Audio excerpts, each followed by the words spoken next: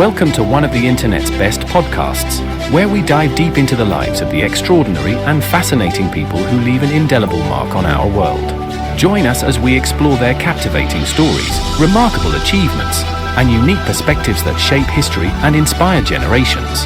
Get ready to embark on a journey through the lives of inspiring people unlike any other.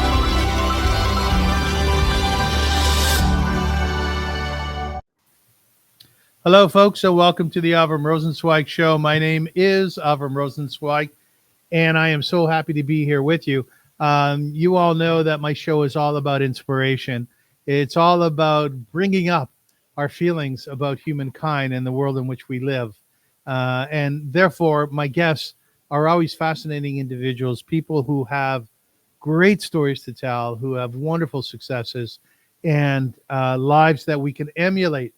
I always like to bring little tidbits in the beginning about what I'm talking about here. This morning, I sold a Godin guitar, of which I have had for probably 25 years. Beautiful electric acoustic guitar, and I sold it over the marketplace in Facebook. I went and met the fellow, a local guy in Toronto, and I handed it off to him, and he paid me for it. And then later on, I got a text from him, and he thanked me so much for delivering it, because that's not necessarily normal when you sell things either through Kijiji or otherwise marketplace. And I really took a step back for a second because I thought it was really nice. He didn't have to do that. And it reminded me of my dear mother, who passed away about 8 years ago, who whenever she read an article in the newspaper by a journalist whom she liked and an article which she thought was really good, she would literally phone that person. And she would say to them, "Thank you for writing that. That was a great piece." Excuse me, I have a bad cold. And I've emulated that over my life, as have my siblings, my family. So I suggest really strongly that you show appreciation where you can. It's an inspiring thing. It really picks you up when somebody just simply says to you, "Thank you so much for doing this and this," as this fellow did this morning, who really did not have to. The show is sponsored by the Professional Center. It's a wonderful company, and essentially they provide co-working space. I'm sure this cough will get better as we go on.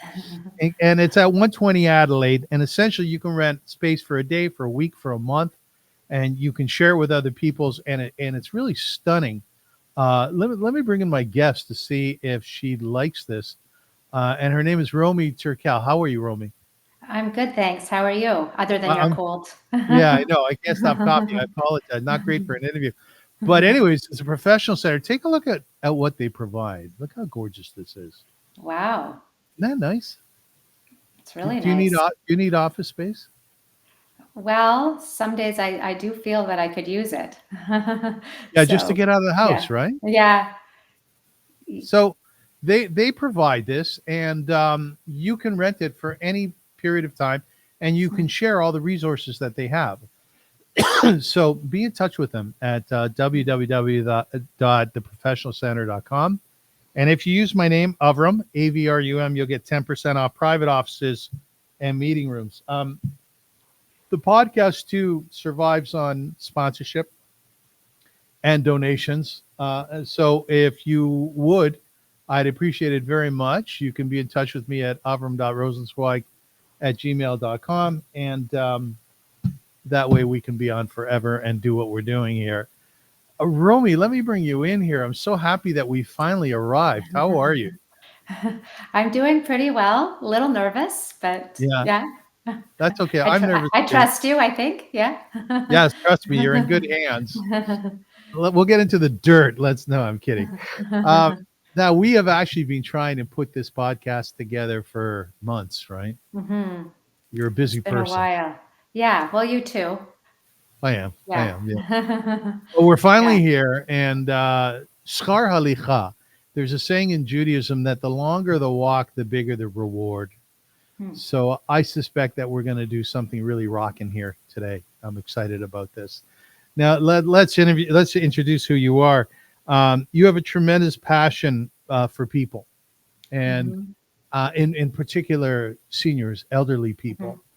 And therefore, you have a company which is called Fingerprint Legacies.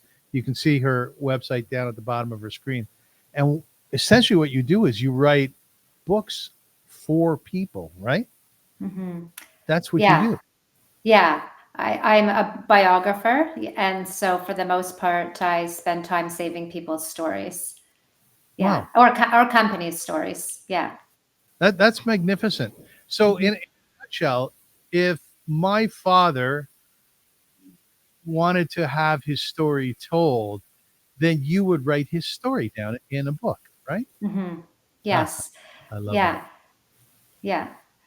So often I produce like coffee table books. So in addition to containing the text, they typically contain photos and copies of special mementos and things like that from people's lives. And yeah, they're designed to be, coffee table books, exactly what it sounds like almost like a work of art that you would proudly display and have guests who come visit your home, look through.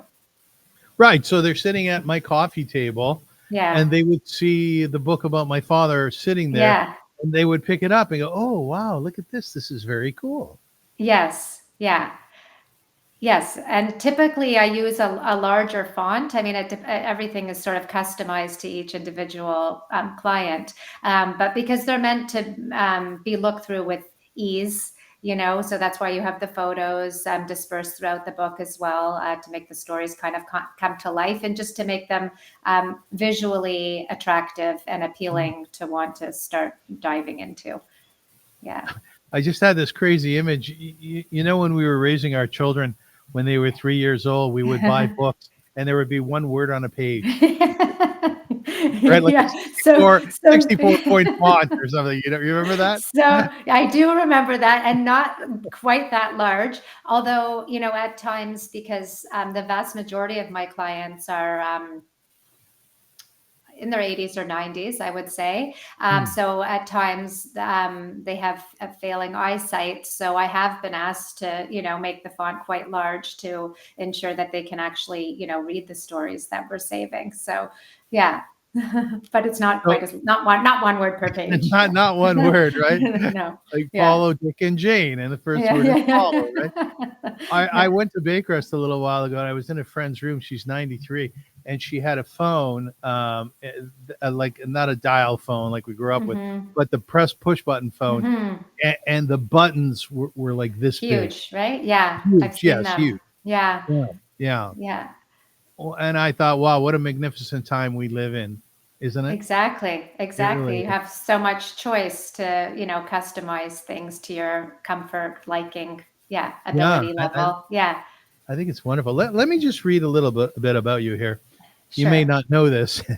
uh, Romy's greatest passion is spending time with people and hearing their stories in detail, which is mine too. But being a personal biographer requires more than enthusiasm. Well, of course it does. It requires formal, active listening skills. So you're a good listener. Oh, I want to talk to that in a second. 2 master's degrees in psychology laid the foundation for Romy's active listening skills, which she has polished over decades of experience. Sharing meaningful stories can be wonderfully cathartic and validating when witnessed by a trained listener who makes the process easy. Romy always asks questions at the right time to ensure you're not interrupted, and the rich tapestry of each story flows effortlessly. Looking back at their experiences, our past clients invariably share fond memories of spending time with Romy. So let's talk about listening skills. Sure. You see what I did there? Yeah. I'm listening. Because I'll have you know, maybe we'll have a bit of a competition. I'll Yeah. have you know that I consider myself to be a very good listener. Would you say that's unusual for men? Is it a gender thing? Well, I don't want to get myself into trouble. No, you won't. You won't.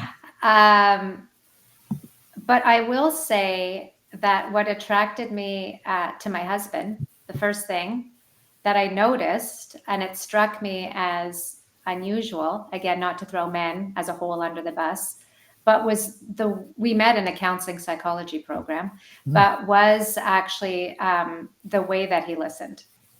because it was with such clear focus and undivided attention that it almost, it kind of stunned me.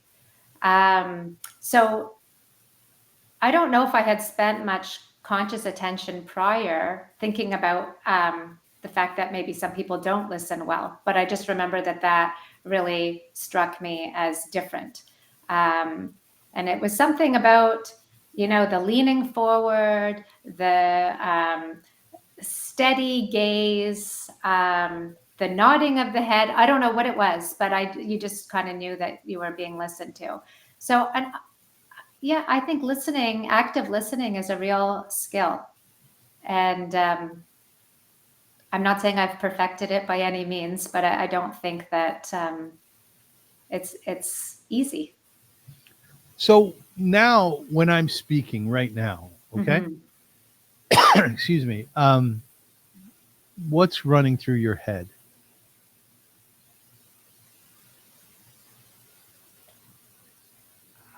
To pay attention, I guess. So here's what I'm. Here's what. Let me tell you what happens in my head. Okay, so I ask a question and the guest responds, and I do my very best to focus on what they're saying. However, so that I can lead up to the next question, I'm also allowing myself to develop a thread. So in other words, if I say to you, "Oh, Romy, it's really incredible what you've done, that you've developed this whole career for yourself, like from a blank canvas," and you respond, "Yes, it's been very arduous. I have 2 masters and I had to work really hard." So I'm listening, and then immediately what happens in my head is I think to myself, "Okay, you were in university for a long time. You must have really, really worked hard. Are you a good student?" That might come to mind. Or what was it like when you finished? I could go 2 different tracks. So I'm listening to you, so I understand what you're saying, but I'm also developing the subsequent question. You know what I mean? Yeah, I know what you mean, and I think you stumped me a little bit when you asked me that question. It's a stumper. It is a stumper. Because I know that I want to respect people. And I'm genuinely curious about what they have to say. So it's not really a stretch. Like it doesn't feel like hard work to listen for the most part, unless, I'm having to, let's say, hear something that I'm not interested in, but that doesn't happen with clients and stories. So, but I think, there's a connectivity that happens in conversation. So it is important to listen. So then you can follow it up with an appropriate response, which is, I think, what you're saying about formulating your next question, kind of connecting the dots. So you piece things together and can continue in, that direction. But I think sometimes we have to be careful. And I know I do this because sometimes, if you're really, if you're not patient, then you're not really listening to learn something. You're listening with another agenda in mind, if that makes sense. Yeah, and that agenda might be more about you than them. Yes. Right. So, and I've certainly been in that situation where I'm like, I'm just listening because I want, I need to respond to this, but I'm not really listening to learn or to be like, my curiosity has dissipated, and that's not, the best form of listening for sure. So let's actualize this. Okay. You get a call from Goldie. Yeah. And Goldie says, "Hello, Romy. I've heard about your incredible work. And my father is 95 years old, and I would really, really like you to write his story. And his name is Tzvi." Okay. Yeah. So you meet Tzvi. Where do you go? Do you go to his place, or how does that work? Well, COVID changed things for me in a lot of ways. So typically I would have always gone to Tzvi's home. And then once COVID came around, everything about work was on Zoom for me. And now, some people are very comfortable with the video platform. So I give people a choice. Usually I really encourage that at least the first couple of sessions are in person. I mean, assuming that that the client lives in Toronto, which is where we are, because sometimes I work with people who are in the States or other parts of Canada. So obviously then we have to use, Zoom or some similar platform. But I prefer to have at least the first couple of sessions in person, and so usually that's what would happen. And then I give them a choice about what would work best going forward afterwards. Oh, okay. Yeah. Let's go on the premise that you're there with them. Yeah. Because Mhm. from my experience, Mhm. I've also started up a company called Life Stories, and it's all about doing this online as Mhm. well and creating a story, their story, but not on paper, but more so, through Mhm. Zoom or what have you. So I know a bit about this. So you get together with Zvi. Mhm. He's 93, and he's interesting, and he's fun. He's a bit of heart. He doesn't hear that well. Mhm. How do you warm up the situation so that he's not nervous, so that he knows that you're there in peace and Mhm. that you want the best for him, and you need to elicit information. So how does that begin? Well, I always invite, so in this case, I would invite Goldie to participate, in the first session. I find, and in subsequent sessions, if that's what Goldie and or Tzvi would prefer, I'm very flexible about having other family members in the room if that makes people feel more at ease or comfortable. So often it is the child of the client who calls me and initiates contact and gets the ball rolling. So I invite a child into the session, and that usually helps make their parent feel more comfortable. Mhm. And I introduce myself. I usually bring a couple of sample books with me to show them things. I try to make them know that it's a very informal process, that they don't need to prepare anything prior to the interviews, that it's my job to gently guide them through the session. So all they have to do is show up and tell me stories. And if there's no sometimes people are worried that they have to speak in some kind of straight line or a chronology that makes sense, but that isn't the way natural conversation unfolds. And so I always try to reassure them too at the outset that it doesn't matter if you go off on a tangent, you start talking about the early years, and then you talk about something in the present time. It's my job at the end to organize all of the information that you share into some sort of chronology that makes sense. And so I try to assuage any kind of fears that they might be having. I always ask them how they're feeling about the process. And, because I'm typically hired by the children, the parents are not always overly eager to begin. It's more maybe about appeasing their kids. And sometimes I hear them say things like, I don't know why Goldie wants me to do this. Mm. My life hasn't been that interesting, Yeah. Um, What do you say but in response to that? I always say, of course, like I always try to encourage them and tell them that every story is interesting, and that obviously Goldie. It would mean a lot to Goldie and possibly younger generations in the family to have it saved. So to them, it's really worthwhile. And then sometimes I say, what if one of your parents or grandparents would have been able to record their story? What would that have meant to you to have that? And there's often then some connecting of the dots that happens where they say, oh, I would have loved that. And and then I don't know. I thankfully haven't had like really any issues with people kind of coming on board. Like even if they're a bit apprehensive initially, I think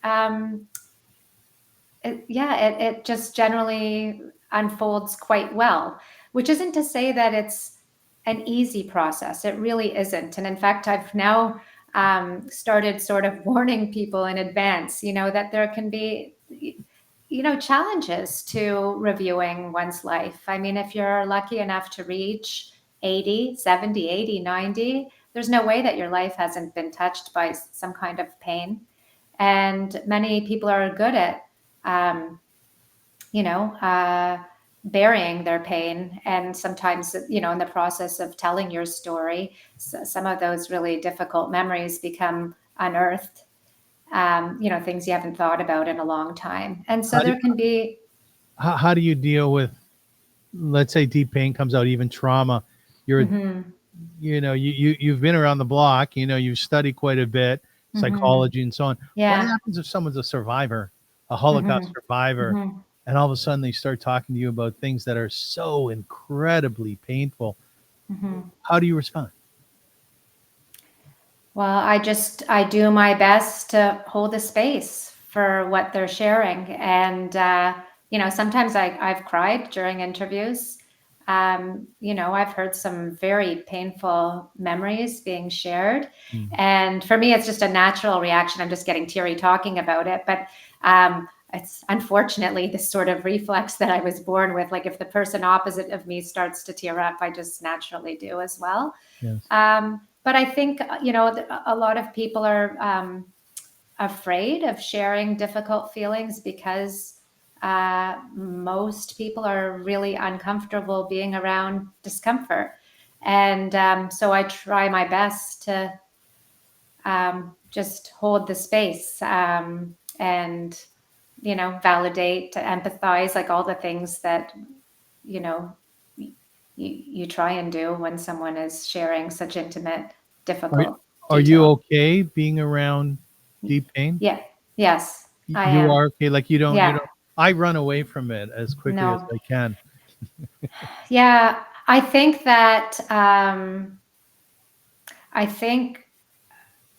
my growing up experience was a lot about, even though I knew where I'd come from, which was a lot of trauma and pain in terms of history. There was a lot of protecting and shielding that went on in my house. So in terms of so in that way, not everyone around me was so emotionally available. And growing up, I don't know if I fully understood that. And more as I got older, I started to realize it was, in a way, just it was like a mechanism to cope with life. To not deal with things that were really difficult or uncomfortable. And so I've made I think, a concerted effort. I had a grandmother who was an Auschwitz survivor, very, very sensitive, would cry all the time. And my family couldn't deal with it. Every time she cried, everybody would well, they spoke Hungarian, but they'd say to her in Hungarian, which I understood, "Stop crying. Why are you crying? Why are you crying now?" And I remember being very young and hearing these things and being upset by the commentary because Yeah. I didn't know why it was a big deal to cry. And I was maybe it was partly a defensive thing or whatever because I was a big crier myself.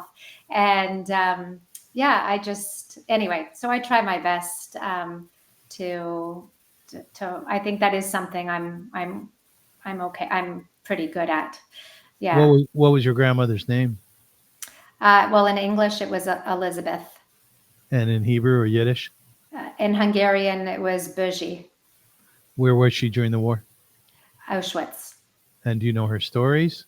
Yes, yeah. Can you Actually, she tell us was her my story? first guinea pig Oh, because you actually did a book on her? I did, but I didn't start it early enough, unfortunately. So it was something that I kept saying I wanted to do in my own head for Mhm. a very long time. And she had been interviewed by, one of Steven Spielberg's hired people. So I had access to that interview, but it wasn't, it gave some information, but obviously not the complete story. And so I wanted to get the complete story for many years, but I was so nervous to ask. Um, I think a lot of people are. I'm not sure if this is just my own experience, but there's something about asking an older person to if they'll tell you their story that to me really brings up the subject of mortality, which I think in our society is a really taboo subject. Yes. So you sort of, by saying, "Oh, would you mind telling me your story?" You're kind of acknowledging that someone is going to die, and maybe that you're already thinking that that could come sort of soon. And I think that that's uncomfortable for a lot of people. And anyway, so I just was afraid that if I asked her, that she'd think that I thought that she was going to die soon, if that makes sense. So what happened? What happened was she got diagnosed with cancer, and she was 80. And in my head, I'm like, it's now or never. This is your time. So I asked her. I had just had my first child, and thank you. You're welcome. And we drove from Toronto to Montreal to interview her. And unfortunately, I just had the one interview with her. But it was about 2 hours long, I want to say, and made plans to drive again to see her. But unfortunately, she passed away before that happened. What were those 2 hours like? They were great. Great. She was very willing to tell her story. And I always knew bits about it. So it was not a secret. I mean, the backdrop of my life, and certainly my childhood, was the Holocaust. So I was really aware of where I came from. And I didn't know nitty-gritty details about, let's say, specific traumas that each of my grandparents endured. But I was certainly aware that there was an incredible amount of loss and trauma on both sides of my family. Yeah. Is there a story you can tell us from Bougie? Well, the main story that I knew from the time that I was, well, as far back as I can remember, is that she was 17 when she went to Auschwitz, and she came back as the sole survivor of her family at 18. And the only person who survived was her brother-in-law, who was her then deceased sister's husband. And so they ended up marrying, because he came back too as not the sole survivor in his family. He had like a nephew who survived, but he had lost his daughter, my grandmother Bougie's sister, and a daughter. And yeah, he came back almost as the sole survivor in his family. I mean, certainly his parents and most of his siblings. He had one sibling who survived. So anyway, so I grew up knowing that story. Yeah, and that definitely really impacted me and who I am. Because I knew that I only existed because these people had lost their lives. I mean, you're clearly a very empathetic person, right? Mm-hmm. Mm-hmm. Yeah. Empathy means what? How do you define empathy? Well, to me, it's being able to really put yourself in someone else's shoes, and as much as possible feel what they're feeling. So Bougie went through the Holocaust. Mm-hmm. She was Hungarian?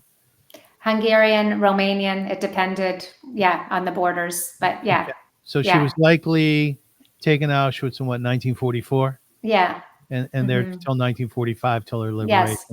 Mm-hmm. So, Romy, when you think about Bougie, when you talk to Bougie about her story, she should rest in peace. Mm-hmm. Do you start to feel like her? Does your empathy go that far? Do you mean like on some cellular level? Do I almost feel like I experienced the Holocaust? Yeah, I'm wondering what your empathy is like for your grandmother and for people whom you are interviewing. Mm-hmm. How far does it go? Mm-hmm. I mean, I'm definitely a deep feeler. For sure. Like I'm very impacted by people's emotions. Yeah. I mean, to say that I would know what it feels like to experience Auschwitz, I feel like that's just so unfair to people who actually lived through all of those traumas. But I'm I get very deeply impacted, for sure. And it's okay to cry during your interviews. Mm-hmm. Yeah, I mean, I try not to, as much as I can control it, because I can't, I try not to cry because I'm worried, like, I'm okay when I cry, but I'm worried that I don't want anyone to feel like they have to take care of me. Like, to me, emotions are just energy in motion. So if I need to cry, just let the tears come. Like, there's no point in trying to suppress them if they'll have to come out like sooner or later. But I don't want to be sitting across from a client and crying and them to worry that they've impacted me. And some people, some of my clients, and I'm sure other people I've encountered in real life, they've worried about sharing painful things from their past because they don't want other people to worry about them or to feel badly as a result of what they've experienced. And so I get a bit concerned about that because I'm okay. Just because I'm crying doesn't mean that I'm not okay, that I can't still stay in this space and, be there for the remainder of the interview in a very, present way. And well, will you Yeah. just as well laugh your head off? Yeah, I mean, I think so. Yeah, when I've Will you? had funny clients, I hope so. Yeah, I think so. Do you ever Yeah. laugh your head off and you just can't stop laughing? Yes, that has happened before. Me too. But I think I smile very easily, but it takes more for me to laugh, if that makes sense.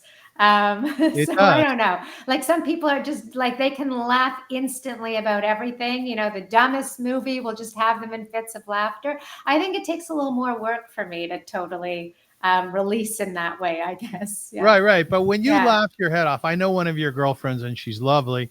Her son Yes. played with my son, Honky. Yes. She's Yeah. a very spirited individual. Am I Yes. correct in thinking? Tell me if I'm right or not. Yeah. That when you laugh your head off, it's with a girlfriend, Yes. right? Yes. And she would be one of the people I'd be. Yes, we Right. have a group of girls. We've been friends for like 40 years, almost 40 years. And yeah, we laugh. We definitely laugh. Yeah. So, yeah, I mean, when I laugh hard, I actually cry, which is funny, but that's not because I'm sad. But just the tears come no matter what emotion I'm experiencing, apparently. So So, your yeah. emotions are very powerful. In other words, Yes. Yeah. and they've They always are. been like that. Always.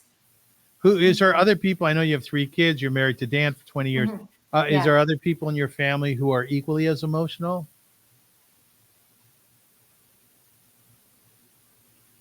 No. You're the one. I'm the one. Yeah, I was the one. When I was in grad school, we had to like study family systems theory.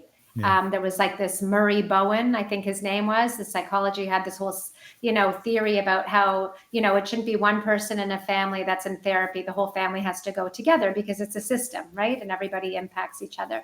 And he had this theory about, an identified patient, sort of the one that everybody would say is the real problem in the family. That's the reason that the family is at odds or whatever. It's because of this one person. I would have been that person Me too. in my family. Me too. So, yeah, I I'm was not the like black sheep. proud of it. Yeah, sorry.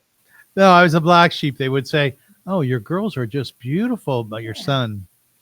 Hmm. I was, yeah. I was like my brother. I think my dad used to say he was like the phantom in the house. You didn't really notice him.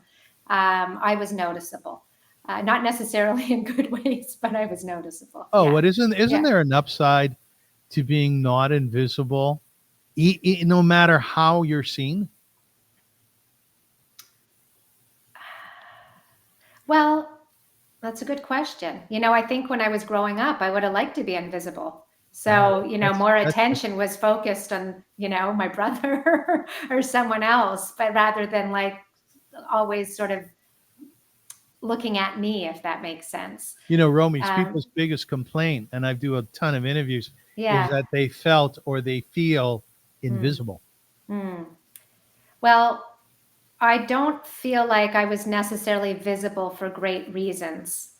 So maybe it depends why you feel like you're being seen. If you're being seen Good for who point. you are, then that's obviously extremely powerful. And probably, the main thing that we would probably want in life is to be seen for who we are. So I feel that I wasn't invisible, but I wasn't understood either. So, yeah. So I'm really curious. about the genesis of things, the quirks, we'll call it, where things begin. And I'm going to read a piece that you wrote, and I want to ask you a subsequent question about where this all began and why. As you read, imagine a kindly 72-year-old French Moroccan grandmother sharing her love story. You can almost hear her speaking. I wasn't allowed to meet Jacques or to go out with my friends, even just around the neighborhood. It wasn't like today when teenagers disappear for hours just to go around the neighborhood or to school. I was all the time chaperoned by my sister, Amelie, who was younger than me. She was told by the family never to leave me alone. Although I didn't have my freedom, I found ways to see Jacques. He lived very close to me. From the balcony, I could see him across the street. This is great imagery. Through a little window in his building. I love this. I used to stand up in my balcony and talk to him when my mother will not see me, and I was addicted to that balcony just to see him. I used to write letters to Jacques and throw them from the balcony.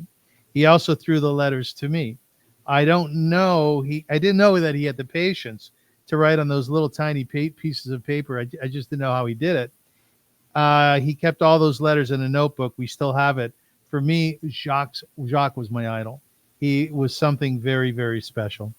So that's a really beautiful piece, and there's more to it. People, you should go to Romy's website. You'll find not only testimonials, but you'll find little pieces that she's written.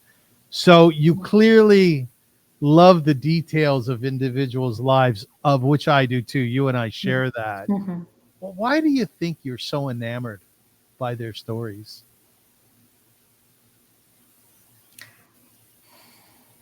I really don't know. It's like my number one passion. When people ask me what my hobbies are, like I just being around people. I just Let's walk through it together, okay? yeah, Let's do it together. So sure. Jacques or Yeah, T, as I mentioned before, yeah, Goldie tells you that he has an incredible story. yeah. What happens in your head when you hear that, other than the business end of it? What are you thinking to yourself?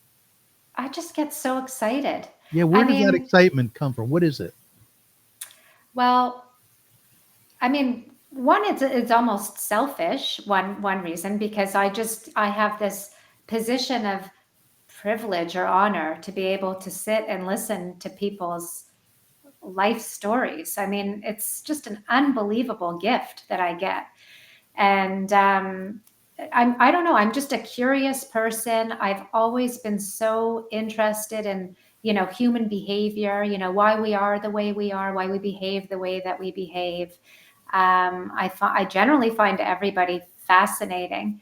So I don't know where that comes from. I just think I'm a naturally curious, inquisitive person who likes people. But I also know the value that comes from sharing your story and reviewing your life. And so, because I've been able to witness this quite a number of times now, I get excited for people to have the experience. And it isn't really something that you can describe to people well before they actually live through it. And as I mentioned before, it's not all easy. There's a lot of work. I mean, there's crazy amount of time, certainly from my end, but for them as well. And there are difficult pieces, but I just see like the so many wonderful gifts that come from the process, and I get excited about watching the journey unfold. You know. So you interview somebody Mm-hmm. and they pass away. That's happened, right? Mm-hmm. Many times. What are you left with?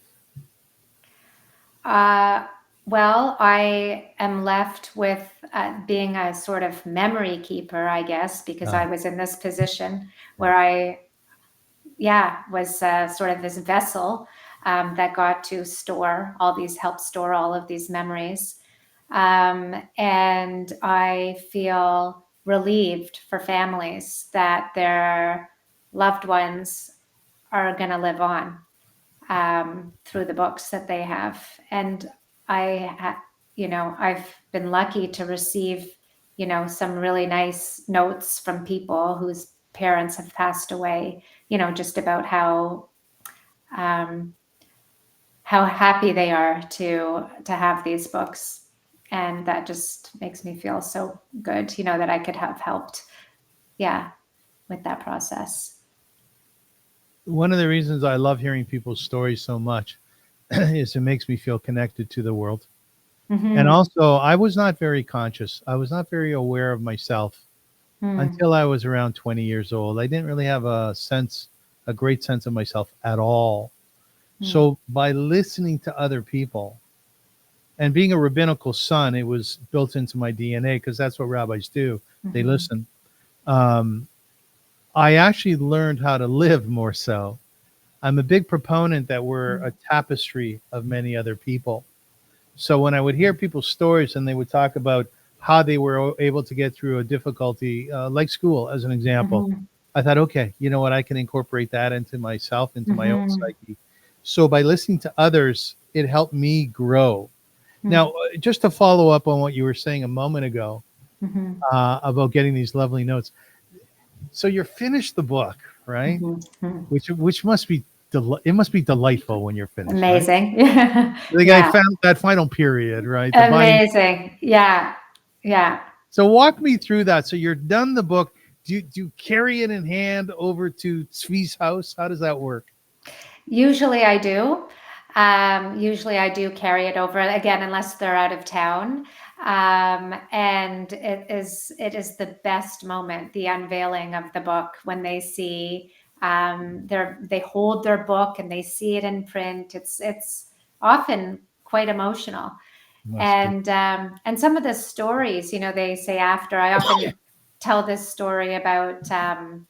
It was a 99-year-old client who I was working with. He lived at Baycrest, and he was one of the people that said to me, "Oh, I don't know why my son wants me to do this. I haven't had, such an interesting life." And anyway, but he was lovely to work with. And then I delivered his book, and a couple of weeks later, I just went to visit him. And I walked into his apartment, and he had this huge smile on his face. And he said, "Thank you for making a mediocre guy's life sound so interesting." And then he so proudly shared the fact that one of his grandsons, who lived out of town, had been visiting him and became so riveted while reading the book that he lost track of time and almost missed his flight back home. Yeah. And I just think for him to see, like, the interest that the younger generations in the family had in hearing his story, I just think it's like such a wonderful gift to be able to give people, especially sometimes elderly people who may feel like they aren't maybe they sometimes feel like they're invisible, or they're not able to contribute as meaningfully as they once did, because they're no longer, let's say, working or raising children or what have you. Um, so I've seen that happen a number of times where, they just beam with delight, seeing the younger generations just excited to read their stories, yeah, and have them. It's a blessed career you have, isn't it? It is. It took me a long time to get here, It always but does. yeah, but I'm really glad I took the plunge, for sure. Yeah, it was Have you had great. unveiling parties or unveiling dinners where a family will invite you over and serve you some beef for dinner or something, and just really make a big hoopla out of it? So, not for that type of book that we've been talking about, but I have had that idea in my mind that we have literally like a book signing Yeah. party where the person of honor, has copies and people are coming up and getting them. I've certainly pitched that before. It hasn't really happened, once, sort of, but I did once do a book unveiling party, and it was a different scenario, because I was working working as a consultant for a company where the owner slash founder had passed away. He had passed away about a year before I was hired, just under a year before. And the people in the company, it was a huge company. They were really reeling after he passed away. He was much more than just a founder or a CEO. He really was a visionary, a mentor, a father-like figure for everyone. And so what I did was I ended up interviewing about 30 people who had very long, close working relationships with him through the years, and captured, all of these stories about him. Also, one of my aims was really to capture his heart, because really, ultimately, a company is all about the heart of its founder. And there's always a concern that once the founder dies, what happens to the heart of the company? And we all know that sometimes, companies completely changed once owners change hands. Anyway, so then I collected all of these stories and I made this big book. And then I planned a party. And through all the interviewing, I found out about music that he really liked. And so I made a playlist and found out what his favorite foods were. And we had, kind of a lunch with his favorite foods. And then everybody who had participated in the project received a book. And we did it about on the 1-year anniversary of his passing. So that was a really lovely event. So has it always been a celebration upon the completion of a book? Have you always felt great joy? Yes. Yeah. No, I have. But, well, it's funny. A client said to me, this is a very long client. I worked with this family for 3 years, which is a bit unheard of in my history, because I really try to keep people on track. But she actually revealed to me, it's a mother, a Holocaust survivor, and her 2 children were very involved through the process. And, initially they kept saying to me, because the project started during COVID, so all the meetings were on Zoom. But every Thursday we would have a meeting at 10:30 for weeks, 15 weeks or something like that. And I remember meeting her son one day, and he said, I don't know what we're going to do with my mom now, now that these Thursdays have ended. And anyways, we moved along, and I was very touched. I'm sure I cried. And then what happened was the kids ended up sort of sharing with me, at least the daughter, that they kind of were dilly-dallying at the end. They didn't want the process to end. I don't know that has anything to do with me per se, or just that it's very difficult to say, okay, we're done recording my mom's life story.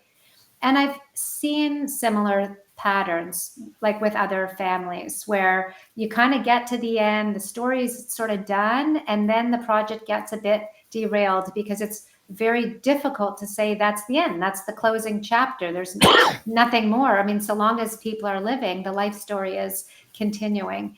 So I think that people get quite emotional about ending the project for those reasons, just making sure that they've captured everything they really want to capture, and also just the psychological aspect of that being done. That's a wrap. That's my dad's story. That's my mom's story.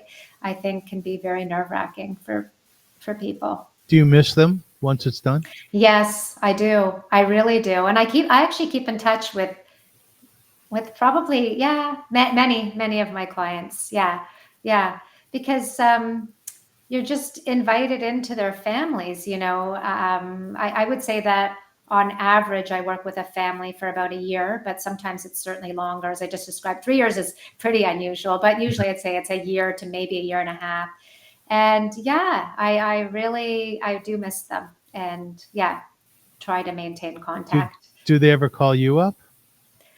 Sometimes, depending on how what the connection is, but sometimes they'll send me maybe a quick email just to let me know how their dad or mom is doing. And, I try to remember clients' birthdays. So I try to send an email or a phone call, on the birthday. And, and I try to keep up, but it doesn't work with everyone, but, Over the years, through all the interviews that I've done, I've gathered a bunch of surrogate moms, sometimes a Mm, surrogate dad, mm, and that's a really nice piece from me. mhm. Do you experience that as well? Do they call you dear? Yes. Some of them do, for Do they? sure. Yeah. Yes, yes, yeah. Yeah, sometimes they look out for me. I remember one couple I was working with, they have a beautiful home in Florida, and they're like, "Oh, you'll come, you can stay with us," Yeah, you come. you Come. know? I mean, obviously, I understand a few things about boundaries. I'm like, I think that would probably, I don't know, that would be a bit strange, and I don't want to take advantage.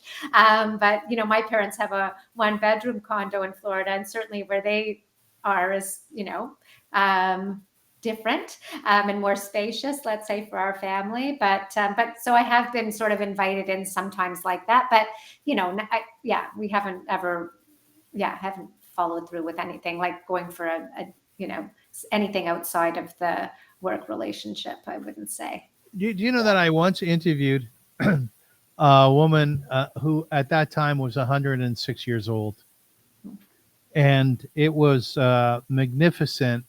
It was, for me, it was like traveling to Switzerland and seeing the Alps for the first Hmm. time. Hmm. I'm enamored by things that I see for the first time. That's why in Judaism there's a bracha, there's a blessing for something that you experience the first Hmm. time, or a fruit that you've eaten for the first time during the year. And she was magnificent, just magnificent. And I'm thinking to myself, this woman was born 106 years ago. Hmm. She has seen things that maybe 0.01% of the world has seen and experienced. And she died 2 weeks after I interviewed her, Romy. Hmm. Hmm. And the first thought that occurred to me was, I gave this woman a gift, and I Hmm. gave her family a gift. It was her final interview on the planet. And I felt very, very good about that. I felt like a gift giver.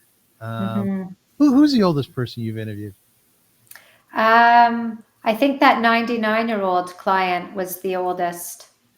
Yeah, but I've had. What was that like? It was great. He was cognitively strong, but I remember, yeah, his hearing wasn't great. I know you sort of brought that up at the beginning of our time together, and that's why Yeah. sometimes in person is better than Zoom too, because sometimes people have one ear that's maybe a little bit stronger than the other ear, so you can position yourself accordingly, Yes. but no, he was wonderful. And many of my clients have been in their 90s, and I'm just amazed at how well some of them have been doing. Um, and I understand what you're saying about kind of being riveted and brought into, these worlds that we don't ordinarily get to kind of tap into.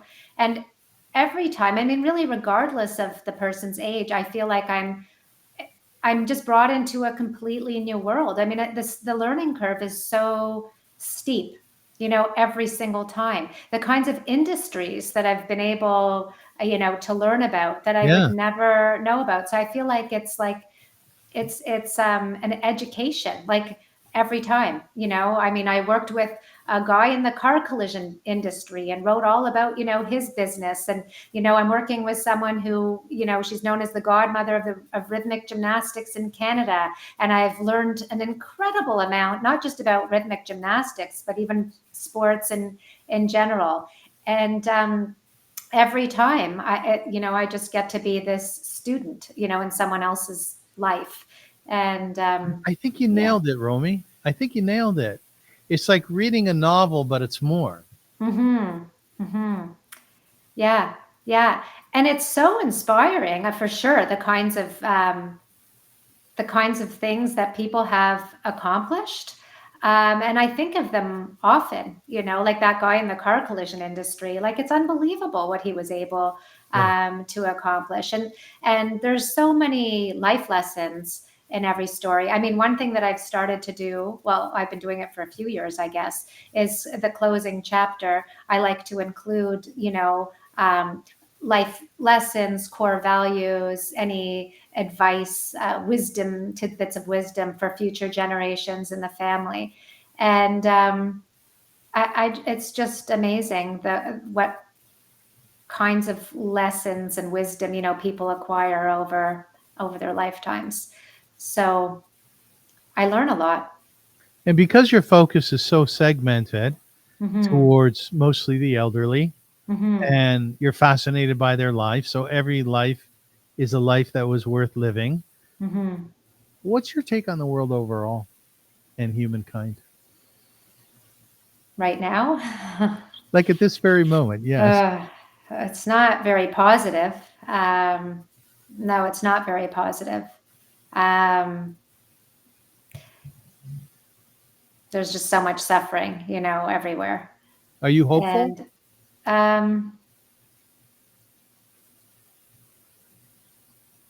I try to be. I think by nature, I'm probably more of a glasses half empty kind of person. I'm not really proud of that, but I think that's more my baseline. And right now, it's hard to be hopeful. I mean, the negativity is it's just everywhere. The darkness. So, yeah, I'm quite shocked at where I find myself living. Well, not just myself, but everybody. But Yeah. yet, when you're doing an interview Mm-hmm. with Tzvi, Mm-hmm. Yeah. you must be in the moment. You have to be in the moment. And when you're in the moment and you're listening to this man's story or this woman's Mm-hmm. story, and Mm-hmm. you see that they walked over mountains in order to find their freedom, there Yeah. must be hope in that, isn't there? There is. And I think at the end of the day, so much about life, like to me, this is how it's always been, like, is connection. I mean, it's just the number one gift that you can have in life is just to experience connection with other people. So we still have that, even if what's surrounding us is negative and dark. There are still people. So I have always placed, just a tremendous amount of value on connection. Yes, I understand that. So have I. Yeah. Hmm. Romy, if people want to be in touch with you, how can they do that? So they can email me at fingerprintlegacies.com. They can call me 416-997-8383. Yeah, they can actually, I said fingerprintlegacies.com is actually my website, but they can also email me at Yeah, romy@fingerprintlegacies.com. some Yeah. you have some really nice testimonials. Do you mind if I read one just to embarrass you for a second? Is that Sure. okay? Can I embarrass you? Okay, sure. Yeah. You're turning red. Um, Yeah. I remember you as being very kind and compassionate and understanding, especially when dealing with seniors. My dad was very strong in his opinions and would give women a very rough time, but you were able to work with him to achieve an excellent memoir, which Dad was so proud of until his passing. The book was written for his 85th birthday, and even in September of 2014, when he celebrated his 90th birthday, he gave a newfound friend from Beth Tzedek Synagogue a copy of the book. When people asked him how he had time to do this memoir, he said he had a very smart young psychologist, that's you, record his words and then type up the words, and out came the story of his life. It was one of the highlights of his life, and you made it happen. And I think including things in his book brought back memories, and you really got him to put ideas into words. R. Roth, Toronto, Ontario. That's very nice. That that was very beautiful, and actually, that was a testimonial by my first real client's daughter. Um, yeah, and I learned an incredible amount from working with him. In fact, he and an unusual. Sorry, do we have another minute or no? No, we're good. Keep going. Okay, so um, this was a bit of an unusual circumstance because he was the one who was seeking someone to write his story, and he had actually, I don't know how he had reserved a title for his book years prior, and so it was something that he had been thinking about for a really long time. And actually, he contacted Judy Madrin. I don't know if you're familiar with her, but she was a CBC like broadcaster for many, many years. And he contacted her to write his story for him because at that time she had left CBC and she had started her own company called Sound Portraits. So where she was recording people's life stories, but just audio recordings because she was like a radio person. And a very close friend of mine named Melissa called me one day and said, I think the story's on my website. But anyway, she said to me, because I had been talking to people for years about how this is what I wanted to do with my life. So anybody who knew me was subjected to my, endless talk about how I really wanted to, to do this work. There Anyway, goes Romy sort of thing. Eh? Yeah. Like, oh, again, she's talking about what she wants to That's do. Romy, But look, she's still at the same job that she's been complaining about for 16 years. Anyway, so, but the background that I came from, like security and safety, like that meant everything. And I was just way too nervous to take a plunge into the, the vast unknown. So anyway, my friend Melissa called me and she said, Judy Madrin has a company called Sound Portraits where she records people's life stories. And I'm like, I was in complete shock because at that time I didn't know anybody who was doing that kind of work. And all I wanted was really to piggyback on someone else's company. I didn't know how to start my own company. And I just wanted to do what I felt I loved to do, which was record people's stories. So I hung up with Melissa and I started typing Judy Madrin an email. And then I was too impatient because I knew that I'd have to wait for a response. So I decided to pick up the phone and call her instead. And much to my amazement, she answered the phone. Oh, wow. And anyways, and I couldn't have been more excited. I probably didn't, I probably sounded crazy. But anyway, I basically asked her if I could work for her. And she told me they weren't looking to hire. It was her and one other woman who were running the company. And then we got off the phone and I felt a bit discouraged, but she called me back. I can't remember, I think it was a day or 2 days later to say that actually someone named Henry had called her and wanted his life story written, but she wasn't going to do that kind of work. And she wanted to know if she could put us in touch. Wow. And so Henry was that client. Yeah. And he was amazing because he described something called, like, he was a very wealthy entrepreneur. And so he was, making all these arrangements to ensure that his, wealth lived on for generations to the best extent he could. But he was very aware of these other assets that we don't often talk about, which he called his wisdom assets. And those are these, intangible assets like our life lessons, our core values, our family history. And he wanted those recorded. He recognized that there was value in saving them. And I just learned an incredible amount from that process.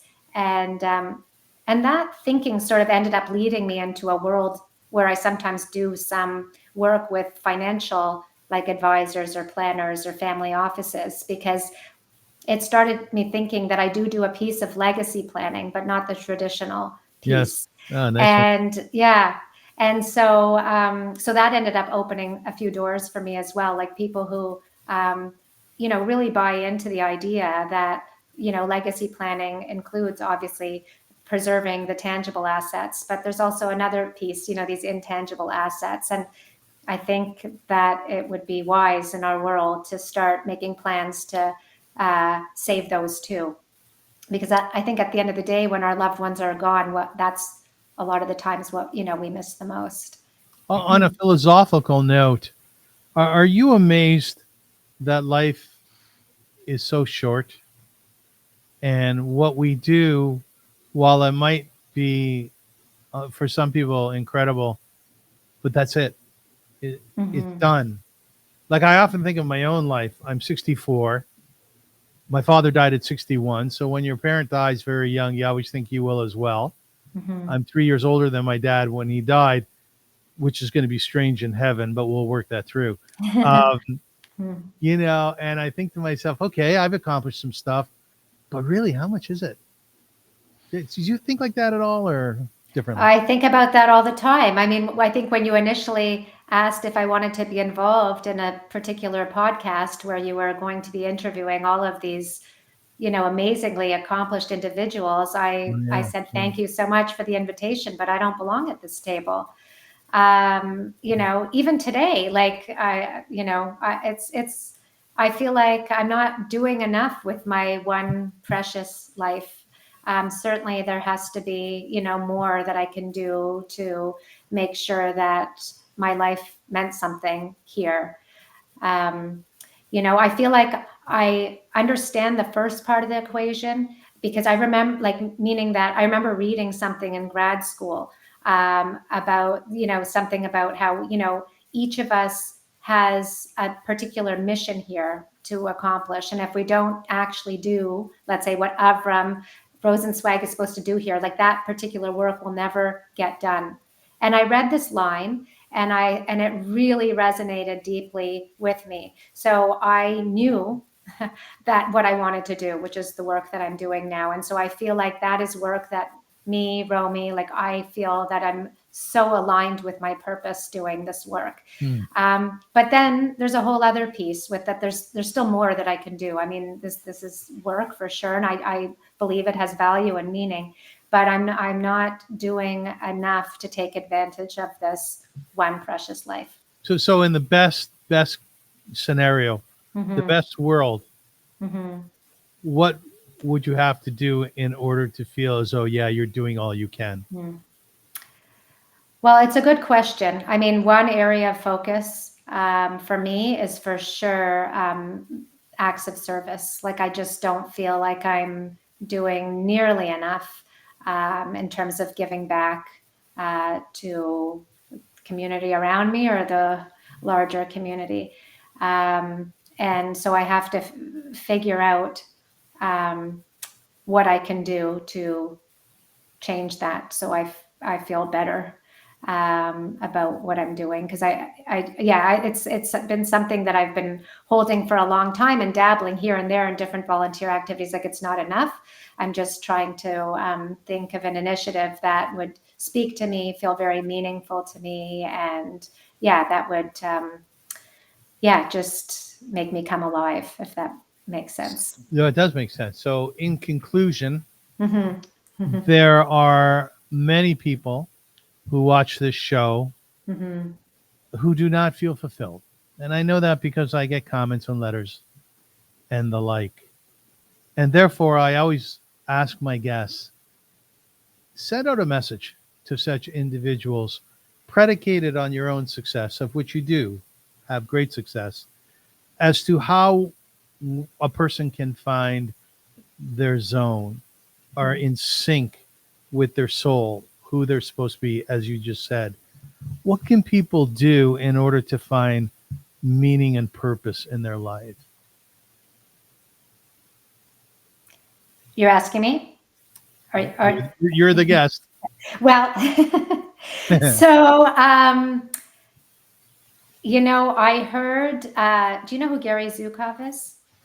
Rings a bell. He was a frequent guest on Oprah for back in the day. Well, obviously she hasn't been on air in a while, but he wrote a book called Seed of the Soul. And I don't know, he's written a bunch of other books, but I remember that he was talking about, how our souls are eternal.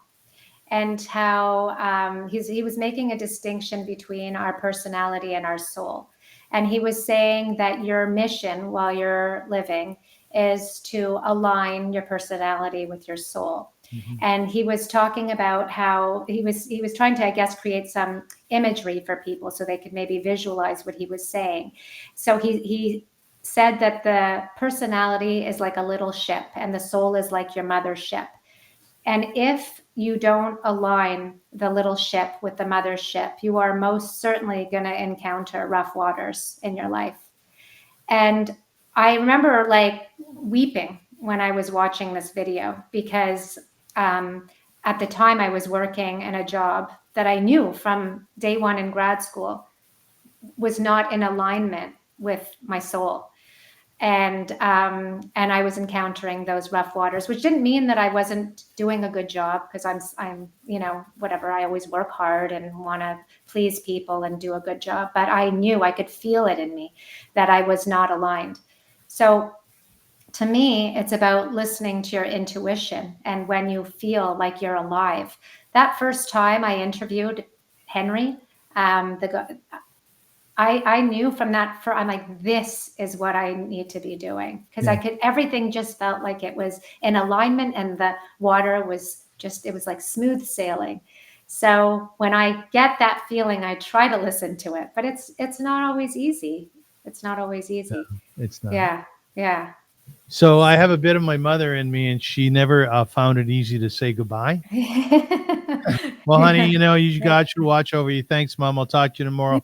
And he should bless you and your son. Yeah, that's good, Ma. Thanks.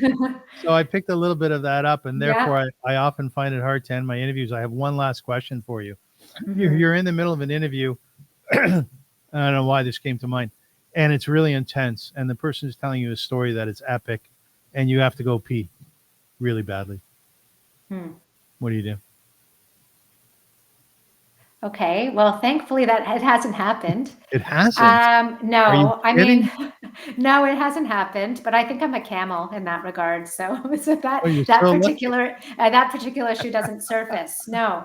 But it has happened. Like, I don't like to stop people when they're in the middle of their epic story. So I suppose if something literally couldn't wait, I would tell them, I really want to hear what you're saying. Please just pause for 1 minute and I'll be right back.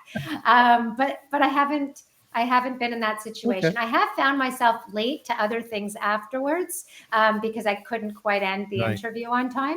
Right. But that's a sacrifice that I'm willing to make over and over again. I don't like making people pause when they're in the middle of telling me a wonderful story. No, I don't either. Yeah. Do you want to sing us out of the show? Would you like to sing a song? No, I don't think that would enhance my reputation at all. Romy, sing us a song. Come on. No. I'll let you have the honor. I think your listeners would be very thankful that I wasn't participating in said activity. All right. So in conclusion, I want to share with everybody that we have about 3,000 subscribers on YouTube, probably another 1,000 on other social media outlets such as Podbean and Spotify. So you can find the show everywhere. It's ubiquitous, and it's in audio, and it's also audio visual. I would ask you please to consider sponsoring the show or donating to it. Right now, you can just be in touch with me at avrum.rosensweig@gmail.com if you'd like to do so. Now, we do have sponsorship, and I'm extraordinarily grateful to the Professional Center, which is Toronto's premier co-working space at 120 Adelaide, where more is the standard. The industry leader since 1987, TPC offers private and team offices, fully equipped meeting rooms, collaborative workspaces, premium amenities, and exceptional hospitality. Book a day, a week, however long you need. Escape work from home distraction and discover more privacy, more productivity, more community at TPC. You can find them at theprofessionalcenter.com. And if you use my name, Avrum, as my dear friend Rabbi Gemara calls me, AVRUM, for 10% off, you can get 10% off private offices and meeting rooms, which is nice. Isn't that nice that they've done that? Mm-hmm. Okay. Now, I'd like to say a prayer for the hostages to wrap things up. May the one who blessed our ancestors, Abraham, Isaac, and Jacob, Sarah, Rebecca, Rachel, and Leah, bless, preserve, and protect the captives and missing soldiers of the citizens of Israel and the Israel Defense Forces. May God rescue them from captivity and speedily restore them in peace in the merit of the prayers of this holy congregation who pray for them. May the Holy One, blessed be God, show them mercy, increase their strength, remove their pain, and send them a recovery of body and spirit. May God return them to the bosom of their family swiftly and soon. And let us all say amen. There's been an incursion by Israel into Lebanon, and let us hope that all of our IDF soldiers are safe and that their families who are courageous and brave get the support that they need. Pray for them, meditate for them, whatever it is that you do.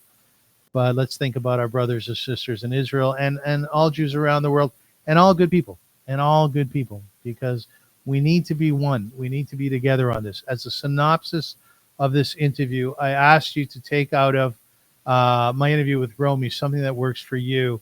And you can see that she's deeply passionate. And I think the highlight of this interview was when she basically said that her soul is in sync with who she is.